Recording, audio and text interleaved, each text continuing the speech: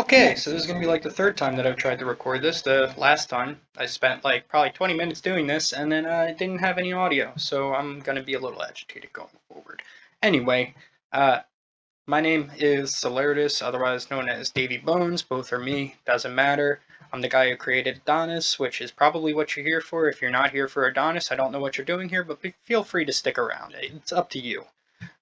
Anyway, so I'm going to try to assume that you don't know anything at all. You don't know anything about Lua, which is the programming language Adonis is written in, that most things on Roblox, if not everything on Roblox, is written in, with the exception of, back-end stuff. I'm going to try to do this quickly because, as I said, I've done this like 3 times now, and I really don't want to spend a lot of time doing this again. So let's start off real quick. Open a base plate, or open the place that you want to insert Adonis. I don't care, it doesn't matter to me. I'm going to assume that by default you don't know how to open the Explorer window or the Toolbox window, and that we're going to see something kind of like this. So you're going to click on this little thing up here. It's going to open up this bar up here. You're going to click View. You're going to click Explorer. You're going to click Toolbox. It's usually a good idea to also have Properties open. This is all you need. I usually like to also have Output open because I debug stuff a lot, but Output's not really going to be important to you. Just for the sake of my own sanity, though, and familiarity, I'm going to leave this open just because I want to. So what we're going to do now is we're going to go to the toolbox over here. We're going to make sure we're in models. We're going to type Adonis. So now you might be wondering, oh boy, there's so many Adonises here. Which one do I insert? I don't know. Okay, so here we go. This one here, that's by Celerdus, is going to be the old one. You don't need this one. This one here, by Davy Bones, is going to be the newest, most up-to-date, greatest one in existence, yeah? So its name will say beta, and then it'll also say Celerdus/Davy Bones if you mouse over it. The other ones here, this one, I don't know what this is. I think this is a version that was made specifically for a group. This is not the official one, so unless you know this developer or you're in this group or whatever, don't use this one. This one is most definitely malicious because you can see right here, they made a new account that's very close to my old username, probably just so that way they can trick people into thinking that this is the real one. Most likely, this probably gives them some sort of backdoor to your game and stuff. I mean, I will give them credit though, at least they made a new, icon for it and whatever else. If that's not the case, then dude, what are you doing? Anyway, the rest of these, yeah, everything else here is probably going to be either custom versions or very malicious versions. Most of them are going to be very malicious versions that Roblox, for whatever reason, hasn't taken down yet. Like, look at all these Adonis loaders. I guarantee that the majority of them are going to be malicious. So what we're going to do is we're going to find the Davy Bones one. In my case, it's the third one over. Not the second, not the first, the third. We're going to click it to insert it, or we could just, click and drag. It doesn't really matter. Now, over here, we're going to go to our Game Explorer, or not Game Explorer, just Workspace Explorer, whatever you want to call this, just the Explorer window, yeah? Under Workspace, it's going to be right here, Adonis Loader. Alternatively, in the window here, you can just click it. We're going to drag this over to Server Script Service. This doesn't really matter. I just find it's kind of easier to have it in Server Script Service than to have it in Workspace, because if you have it in Workspace and you have a whole bunch of other stuff in Workspace, it's very easy to lose it very quickly. When the game starts, it will move itself to Server Script Service automatically anyway, so there's really no reason not to have it in here, and it's just easier for the sake of organization, I guess. So once you have it inserted, really, you don't really need to do much after this. By default, your account in your own game will already have admin privileges. You'll be considered what's called a creator, which basically gives you access to everything in the script. That's without having to configure anything. But on to configuring settings, though, for those of you who actually need to configure stuff. Let's go here. We're going to go to config. We're going to open it up, open this little arrow here, and then we're going to go down to this here. This is called a module script called settings. We're going to open that up. All this stuff just kind of tells you information about how Lua works and how to avoid syntax errors. Syntax errors will basically make everything break, so you want to avoid those. We're going to scroll down. We're going to change this. This is important for reasons that I don't want to get super into, but basically this encrypts stuff related to the data store and makes it so other scripts can't mess with it. It's important, but kind of out of scope for information in this video, I guess. Just make sure you change that to something random. It doesn't matter what it is. Just know that if you ever open Studio and you change this or you change this, everything that is saved in the data store, so anything that is saved in game, including admins that were added in game or donor stuff or whatever else it may be, will be gone. So if this changes or this changes, all of your saved data in game for related to Adonis will be gone. So if you have an issue with settings and you want to quickly reset everything, that's a good way to do it. So theme stuff, it's not really important. I'm only going to focus on things that are important. Creators. Creators could do absolutely anything in the script. You don't want to make anyone a creator unless you really, really, really trust them. The only people who really should be creators are people who have edit access to the game. So if it's like a group place and you and like 5 other people have the ability to actually edit the game, it's fine for all of you to be creators, but you shouldn't be like adding entire ranks and stuff from groups to creators or whatever else. So on to making moderators. Let's say you want to make Celeritas a moderator. So let's do Celeritas. So that's going to be the username. Then we're going to do a colon, and we're going to put the user ID, which in this case is going to be 1237666. So this will make the user Celeritas, or the user with this user ID, which will be Celeritas, which is me, a moderator.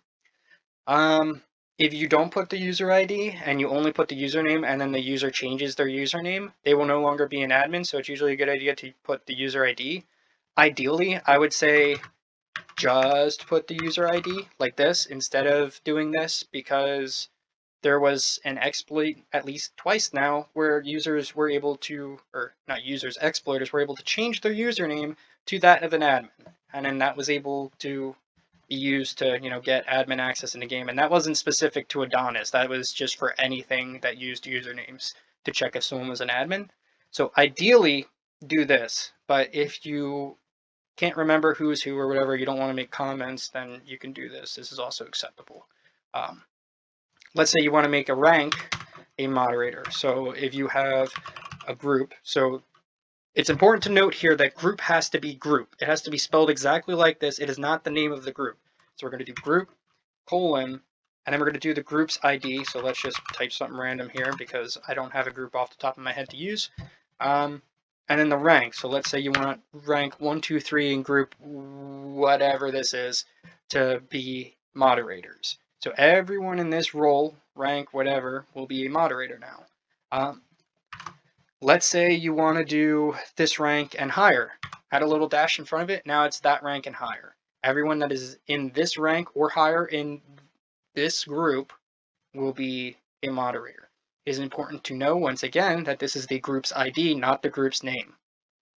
The group's name should not appear anywhere in here because it is not useful to the script for knowing, who's supposed to be a moderator and who's not. It needs to be the ID, and this as well needs to be an ID. It's what's called a role ID or a rank ID. You can find this in the group admin page. You also set this yourself. It's just a value. It'll be anywhere from 1 to 255. If you set this to 0, it's going to be absolutely everyone who's not in the group, which you obviously don't want to do, or maybe you do. I don't know. I don't judge. It's also important to note for anything that's not a number, so in this case, a user ID is just a number, so it doesn't really matter. But anything that's not a number needs to be surrounded by quotes if it's meant to be text. So all text, in other words, strings, this is what it's called, it's a string of characters, needs to be surrounded by these double quotes or single quotes, doesn't matter. Because if it's not, and you do this, this is now an error. This is not going to work. You can right click, go to script error. It's going to take you to this line here because this is not valid Lua. Doing this here like this will cause this entire thing to fail to load. This entire module will not load and it will use the default settings, and you'll probably have an error in your server output and you'll be ripping your hair out wondering why the hell it's not working. So it's important to remember, surround stuff with quotes if it's meant to be plain text. Another thing to note, curly brackets just indicate tables. This isn't an Adonis specific thing. This is a Lua specific thing. It's that case in many programming languages. It's just important to remember that if you're you know, adding people to the moderator list, you need to have those curly brackets around, you know, the whole thing. So you don't want curly brackets around each one, and you don't want no curly brackets at all, because if you do this, that's an error. That's not valid. It's not going to say script error, but it's not going to read this correctly. And the script will probably break, and then no one will be an admin, and you'll be wondering what happened. It's important to know. If somehow you end up breaking everything, all you really have to do is you could just delete this, reinsert it, reapply your settings. It's usually the easiest way to go about it if you don't know what's wrong. Simple enough, I think. I'm not really going to go into all the settings because there's quite a bit, and every single setting has a description with it that kind of gives you an idea of what it is. One thing that commonly comes up that I know a lot of people seem to get a little confused about, the prefix. So the prefix is the colon in, you know, the command. So kill me is the prefix here. Let's say you want to make it so you could just type kill me without any prefix in front of it. You're going to set this to nothing. It's important that you set this to nothing and not a space, because if you set this to a space, then now you need to have an extra space in front of the command, which I assume is not what you want. So set that to nothing if you want, or leave it as the default. It doesn't really matter. It's up to you. These are all kind of similar, related to that. It tells you what each thing is and kind of gives a little example of what it changes. There's not really any need for me to go through that. The HTTP stuff, most people aren't going to use this or know what it is, but for those of you who do or are looking for a tutorial on this stuff here, I'm not going to cover that in this because that's going to be a little bit more in depth and kind of out of scope for this quick start guide. There might be another video later, but if there's not, the Discord server should be linked in the description of this video, so you can always just go there and ask about it, and there should be people there who will help you. I mean, there's usually people there who will help you, and that kind of goes for any questions or problems, not just Trello specific ones. Just make sure when you ask quick, you know, clearly. There's no one there who's really obligated to help you, so if you don't get an answer, which you might not sometimes, but also just make sure that you're not asking stuff in a really stupid way, or whatever it may be, or being kind of rude about it, because then people aren't going to help you. I feel like that's just kind of common sense, but I should probably mention it anyway.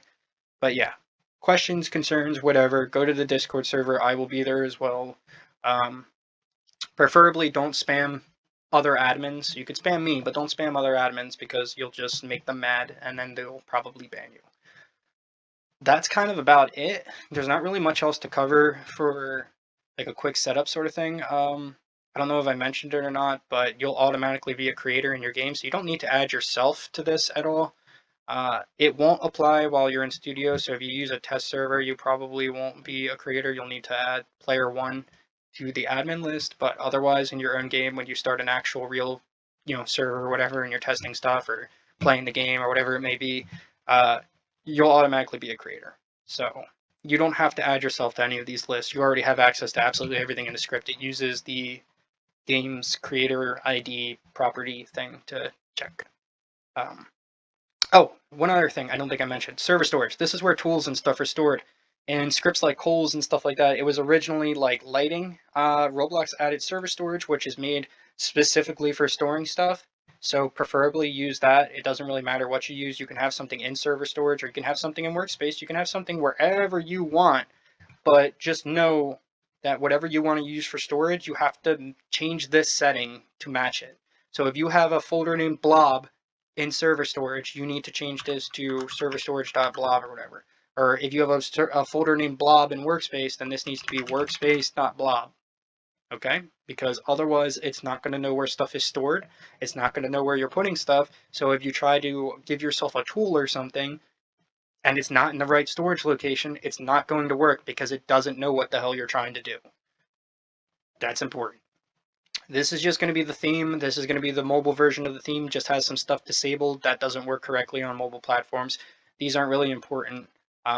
If you want to change your theme, you can do so by chatting client in-game, and it'll come up with a little GUI that'll let you select your theme and other client settings and stuff like that. I don't really recommend changing this for the entire game unless you have a custom theme that you designed, but that's, again, kind of out of scope for this video. So Hopefully this was kind of helpful for you. I tried to make this sort of short, but it looks like it still ended up being like 15 minutes. So hopefully in-depth enough to get you started, but maybe, I don't know, maybe I'll upload some other stuff. Oh, also, before I exit this and stop the video and all that, anything after this point in the setting script is not important. Do not touch it. Do not touch anything down here. You don't need to. You will break stuff. There's just no reason to. This is just stuff that's used by the system when it's handling settings stuff. It's out of scope, but don't touch it. There's no reason for any user to touch this ever. So all you're touching is all this stuff here. I guess one other thing I should mention: true means on, false means off. It's just Lua. So in this case, whitelist enabled is set to false. That means it's off. It's not enabled. Save admins is set to true. That means it's enabled. That means admins will be saved, etc., etc. Hopefully this helped. Bye bye.